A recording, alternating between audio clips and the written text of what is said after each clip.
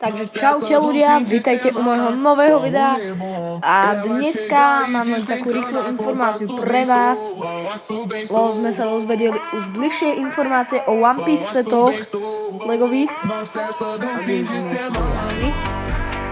A vlastne už viem aj presnejší dátum, kedy by mohli výjsť, ale ešte predtým, jak vám to poviem, tak mi napíšte dole do komentára, ktorý je váš obľúbený charakter z One Pieceu.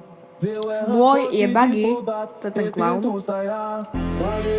A teraz vám už to konečne poviem, asi najdlhšie na to čakáte, takže už to nebudem zdržiavať.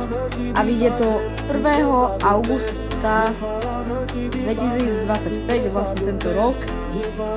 Tak by to malo ísť v auguste, medzi 1. a 8. augustom, a neviem jak na československú scénu, ale viem, že hlavne to tak vyjde a asi tak aj na československú scénu, ale môže to byť inak, lebo niektoré veci vyšli proste neskôr na tú československu, aj keď to už inde bolo. Dobre, takže už to je všetko, čo som vám chcel. Dajte like, odber a vidíme sa u ďalšieho videa. Zatiaľ čau.